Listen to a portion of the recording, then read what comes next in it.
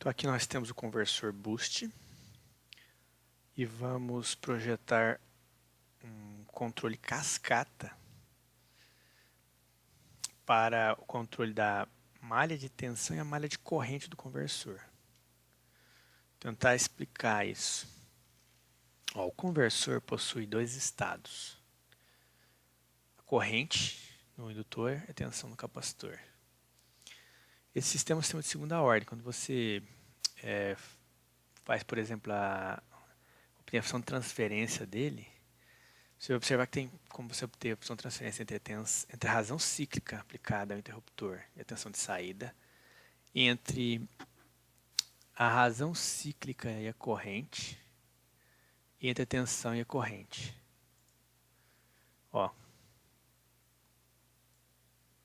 Corrente razão cíclica, tensão corrente, são funções de transferência que eu posso obter, ou simplesmente tensão razão cíclica direto. A gente pode obter mais funções de transferência, por exemplo, entre tensão de saída, tensão de entrada, tensão de saída, que é uma perturbação. E dá para pensar em outras, mas basicamente é essa mesmo.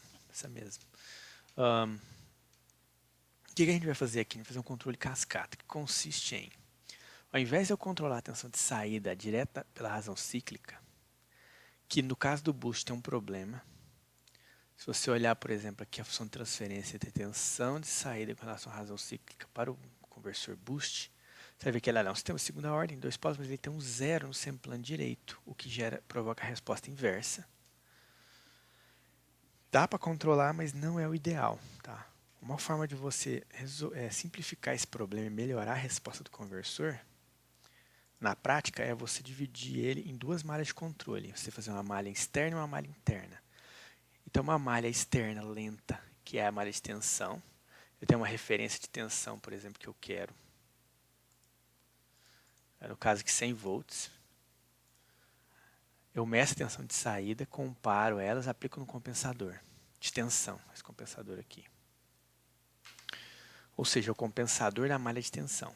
A saída desse compensador gera uma corrente de referência para a malha interna, que é a malha de corrente. Então, ela tem uma corrente de referência que vai comparar com a corrente no indutor de boost. Vai gerar um erro aqui que vai no compensador de corrente. E a saída do compensador de corrente é a razão cíclica, que vai ser aplicada ao interruptor. Só que ela não é aplicada diretamente, obviamente, porque isso é um valor contínuo, eu tenho que transformar ele num valor discreto, que através de um modulador PWM, que transforma um valor que tem um valor contínuo numa variável discreta que varia de 0 até um valor máximo só, já que o interruptor ele é chaveado. Ele só opera em modo de corte de saturação. Tá? Então aqui eu tenho uma malha interna, malha de corrente, uma malha externa, uma malha de tensão. Quem viu já sistema de controle, já viu o controle cascata, isso aqui é uma aplicação e um exemplo, tá? Um caso mais prático. Mas recapitulando rapidamente, imagina assim, eu tenho um sistema que tem a função de transferência, que pode ser dividido em duas funções de transferência menor, uma G1 e uma G2, por exemplo. Então isso aqui é a planta, ó. Isso aqui. O que eu vou fazer? Se eu conseguir separar em duas funções de transferência e pegar uma variável que está lá no meio dela, por exemplo, fazer uma realimentação, coloco um compensador aqui, ó, faço uma malha interna. Fecho essa malha aqui. Depois eu pego outra variável, que é a saída de verdade do processo, faço uma outra malha externa e coloco outro compensador aqui. Então eu tenho uma referência para essa malha externa, no caso do nosso exemplo é a tensão de saída do conversor. A saída dele é a referência para a malha interna, no caso é a corrente. Essa é a malha de corrente. Tá. Quando você projeta esse tipo, uma regrinha que a gente usa para esse tipo de controle, que é o que a gente chama de controle de cascata, quando você tem duas malhas, é que essa malha interna aqui, ela tem que ser mais rápida que a malha externa, para que as malhas possam ser desacopladas. Você possa fazer o projeto delas sem que considerar o efeito da outra. Tá? Então, uma regrinha é que essa malha externa seja pelo menos 5 vezes mais lenta do que a interna. Então, o que eu vou fazer? Eu vou projetar primeiro esse compensador aqui para essa função de transferência, direto, sem considerar o resto, encontro um tempo de acomodação. Aí quando eu for projetar agora esse compensador aqui para essa aqui, eu tenho que considerar a velocidade, o tempo de acomodação dessa malha agora externa tem que ser pelo menos 5 vezes maior do que dessa daqui. Agora, para projetar a malha externa, o que você tem que fazer? Você tem que pegar essa malha interna aqui. Como ela é muito mais rápida que a malha externa, a dinâmica dela é desprezada. Os polos e os zeros são desprezados. Você considera só o ganho estático dela. Se ela tiver ganho de realimentação unitário, o ganho dela é unitário. Mas o ganho dela, na verdade, é o inverso do ganho da realimentação. Tá? Então, por exemplo, nesse caso que a gente está fazendo aqui, a malha interna, que é a malha de corrente, ela tem um ganho do sensor de 0,1. Então, o ganho dessa malha interna é um inverso de 0,1, que é 10. Isso tem que ser considerado na hora de calcular o compensador da malha externa. Tá? Então, basicamente é isso. Agora, aqui foi montado controle cascata, corrente no indutor de boost e tensão de saída do conversor, né? Os dados do conversor, indutor 0,66 mili, capacitor 15 micro, resistor de carga de 30 ohms. Foi considerado para o projeto aqui. 30, 0,66 E-3, 15 N-6, 48 volts é a tensão de entrada. Esse é o ponto de operação que a gente utilizou para linearizar o conversor e obter a função de transferência. Para escrever a equação aqui do conversor, ele usa lá 1 menos D. Eu defini D igual a 0,5, que está mais ou menos em torno de 96 volts de tensão de saída. No boost, quando você tem razão de meio, como o ganho estático dele é 1 sobre 1 menos D, ele significa que a tensão de saída vai ser 96 volts. Na verdade, eu estou operando com 100, está próximo ali. Aí ele usa um complemento, um menos D aqui. Para eu não ter que ficar escrevendo menos D, eu escrevi esse DB aqui. Essa é a função de transferência que eu tirei daqui. A função de transferência do conversor boost I para L, V e D, que eu chamei, essa daqui. Então, essa daqui é a função de transferência da malha de corrente, que eu vou utilizar para projetar o compensador para essa função de transferência aqui da malha interna. E na malha externa, que é a GVI, que relaciona a tensão de saída com a corrente, é essa daqui. Essas duas funções de transferência estão aqui, GD e GVI. Então, essa daqui, que é a malha de corrente, é a malha interna, que é a rápida, ou a malha escrava, que também é conhecida em automação. E a malha externa, que é a lenta, é a malha mestre. Ou mestre. Malha interna ou escrava. O que a gente faz aqui agora? Nós vamos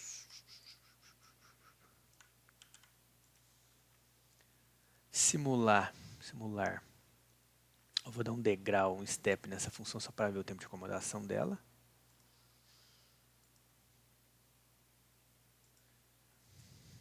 E também já quero abrir o Sys02 já, jogando lá a função de transferência e o ganho da realimentação dele. Detalhe nesse ganho de realimentação, eu quis colocar a realimentação, um ganho de sensor aqui para o sensor de corrente e um ganho de sensor de tensão de 1 para 100. 100 para 1, desculpa, 100 para 1 e 10 para 1. Por quê? Para tornar mais real a simulação e para ver o problema que é você ter que incluir os ganhos, que isso aqui é o que na prática mais é difícil. Esses ganhos de realimentação onde o pessoal erra, esquece de carregar aqui na hora de projetar o compensador. Tem que inserir aqui, tem que inserir lá no... Depois na outra malha eu vou mostrar, tem que dividir ainda o ganho da planta aqui pelo da realimentação da malha interna. Então, todos esses ganhos é onde realmente o pessoal erra. Então, nesse caso aqui, olha lá, o ganho da realimentação, eu coloco ele aqui.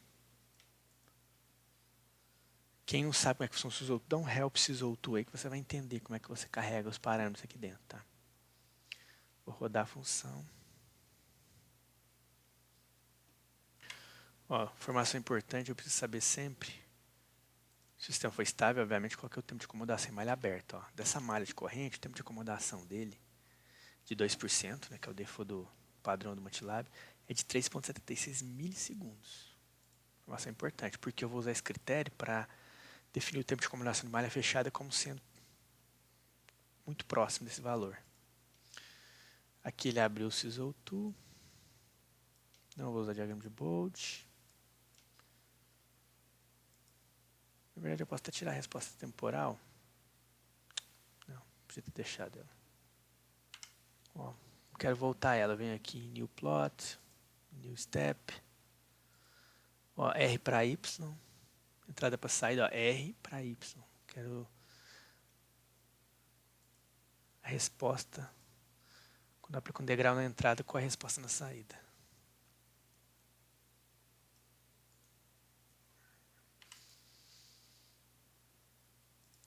Tempo de acomodação. Nossa, do jeito que está aqui agora está muito menor, muito pequeno. Enfim, o que eu tenho que fazer? Projetar meu compensador, lembra? Sempre tem que ter um integrador, porque eu quero rejeitar a perturbação e seguir referência.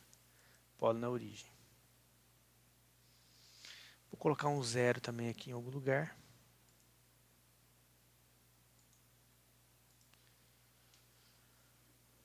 Ó, polo em zero. Eu tenho que vir aqui setar na mão para garantir que zerou. E aqui, sei lá, vou colocar em menos 10.000.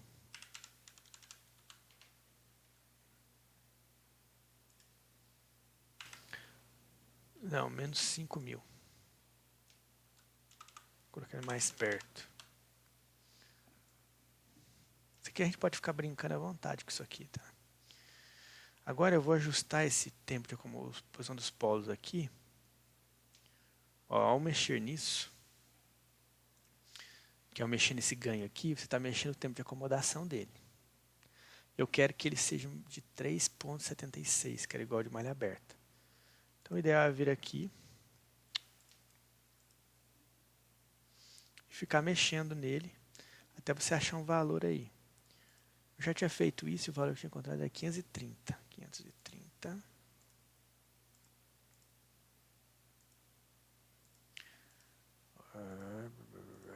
530. Tinha me dado lá 375. 376, 375. Então esse aqui foi os parâmetros que eu tinha definido para o compensador. O compensador é um PI. Ó, tá aqui um PI, ó, ganho de 530, 1 mais 2 na menos 4S. Coloquei na forma constante de tempo porque o P-sim, o PI do P-sim, ele vem dessa forma, né? Você olha aqui, ela K, 1 mais S tal, sobre S tal. A única diferença é que do P-sim, quando você coloca o valor do K aqui, ele joga o K lá e ele divide por um tal ali embaixo. Então, na verdade, o meu K que eu tenho que jogar aqui tem que ser K vezes tal, para dar igual que o MATLAB me dá. Então, eu coloco... desculpa, é a malha interna. Isso aqui é a malha externa. É a malha interna que eu estou falando agora. 530 vezes o tal, que é 2n menos 4, que é a constante de tempo, tal. E o ganho eu tenho que multiplicar K vezes tal só para fazer o P-sim ficar igual ao que o MATLAB me dá. Só para isso. Calculei essa malha aqui. Se eu usar no lugar das raízes é bem simplesinho, bem fácil de fazer o projeto. Ó, o que eu tenho que olhar? Que todos os polos estejam sempre no plano esquerdo. Eu usei um PI sempre tem um polo na origem, um zero em algum lugar. Posso brincar de ficar movimentando esse zero aqui. Observa a resposta temporal. E se eu quiser ainda observar como é que está a estabilidade em cima, eu venho no diagrama de Bold. Aí escolho qual que eu quero olhar, entrada para saída.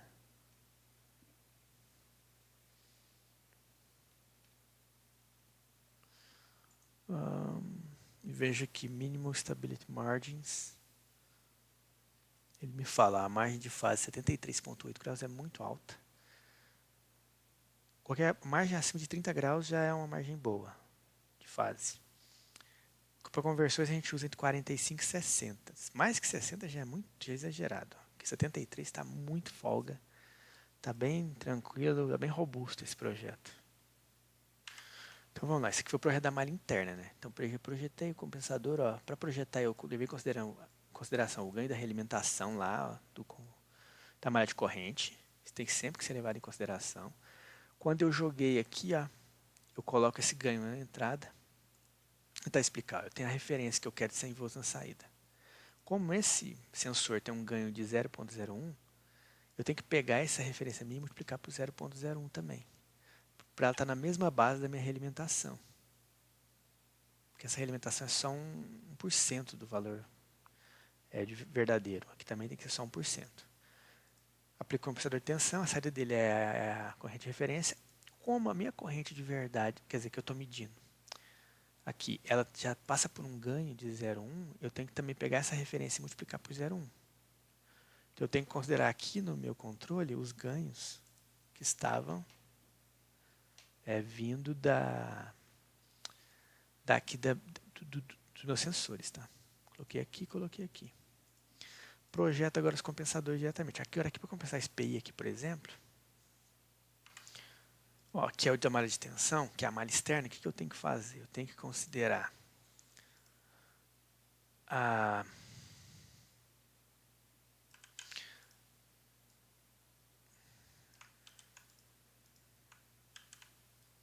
só uma mexida aqui. Eu tenho que considerar o ganho da malha de tensão, colocar aqui dentro, ela levar lá para o lugar das raízes no SysO2, já considerando a realimentação. Agora, eu tenho que considerar que a minha planta, ela está sendo dividida pelo ganho da malha de corrente. Isso vem do quê? Isso vem do fato de que ó, essa aqui é a função de transferência da malha externa. Em cascata com ela está o ganho dessa malha, da função de transferência de malha fechada da malha interna. Então, quando você faz a função de transferência de malha fechada desse cara aqui e aplica calcula o valor final, que é o limite para estender a zero, você vai ver que o valor desse ganho vai ser o inverso do ganho da realimentação, que é o HI. Então, o ganho disso aqui é 1 sobre HI. Então, a minha planta, na verdade, ela é a minha planta dividido por HI. Então, eu vim aqui e joguei GVI dividido por HI já. Ó. O HV, e agora eu posso calcular a função de transferência, projetar o compensador no SysO2 para esse caso aqui. Uma observação que eu acabei de perceber aqui agora. Eu coloquei a planta dividida por HI, né? Ao fazer isso, eu não preciso colocar esse ganho aqui. Esse ganho que eu coloquei aqui, se eu coloco ele, eu não preciso considerar o HI lá. Então eu vou deletar ele, tá? Mas vocês poderiam ter desconsiderado o ganho da malha de corrente aqui e ter colocado o ganho aqui de fora. Já teria resolvido o problema.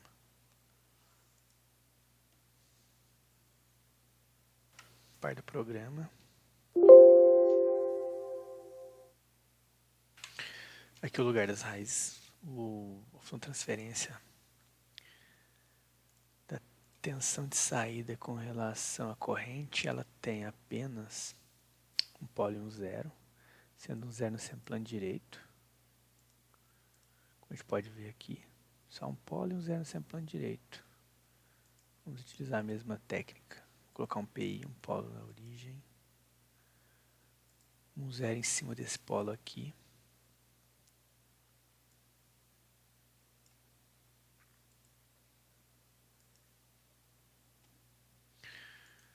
Eu preciso ajustar o polo ali, tá vendo aqui? Ó, o polo ficou um pouquinho para a direita. O sistema está instável. Tem que vir aqui e colocar ele em zero.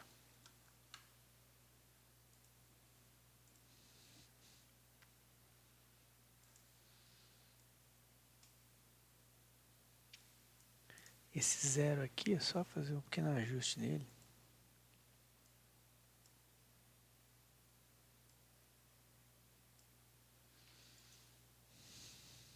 Volveu. Isso não importa, não, isso aqui. Agora tem que ajustar isso aqui para dar o valor do tempo de acomodação que a gente deseja. Que, na verdade... Ó, coloquei 2350 aqui. Ele tá de... Ups, tá errado.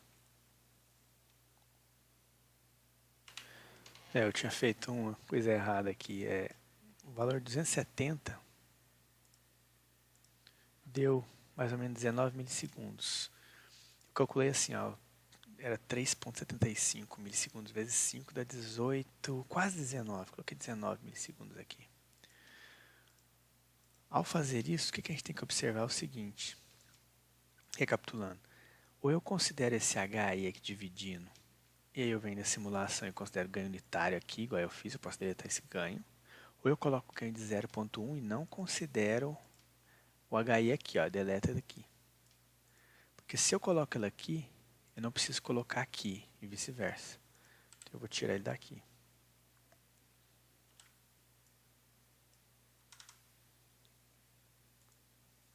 E aí eu tenho a resposta que eu queria lá, para a malha de tensão. Quando aplicou um degrau, ela está vindo de 300 até 320 entre regime permanente. Em torno de 19 a 20 milissegundos aqui, para entrar em regime permanente. A malha de corrente, ela vai ser quase da mesma velocidade. Por quê? Porque se você olhar a referência dela, que é o IREF aqui, o IREF não é um degrau, função degrau. Só um pouquinho. Eu tive que multiplicar o IREF lá, a corrente de referência, por 10, porque eu estou comparando a corrente de verdade com a corrente de referência.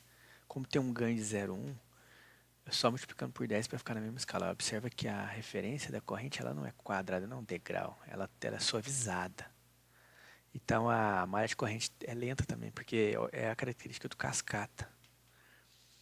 Ó, eu aplico um degrau aqui, mas aqui essa referência é a saída do compensador, ela já vem suavizada já. Então tá aí, dá pra ver, ó, comparando os dois. Aqui tá dando os quase 19 milissegundos que a gente esperava mesmo. Recapitulando que eu não tenho esse ganho aqui. Se eu considerar esse HI aqui. Se eu não considerar ele, basta eu colocar o ganho aqui, que fica tudo igual, fica tudo certo. Pois é, uma nova simulação agora eu estou considerando variações da entrada, perturbações da entrada e a saída constante. Só para ver o sistema rejeitando perturbação. Ó. A tensão está em 100, houve uma mudança na tensão de entrada, ela caiu, houve uma perturbação, o sistema rejeitou e entrou em regime permanente de novo. A tensão subiu, tem um transitório, ele rejeita, volta de novo para a referência. Você vê isso nas correntes também. Ó, como o sistema não é bom para rejeitar perturbação, porque ele não foi projetado para isso. Eu teria que reprojetar esse compensador agora para rejeitar perturbação, se isso for um problema sério que eu tenho que resolver no conversor.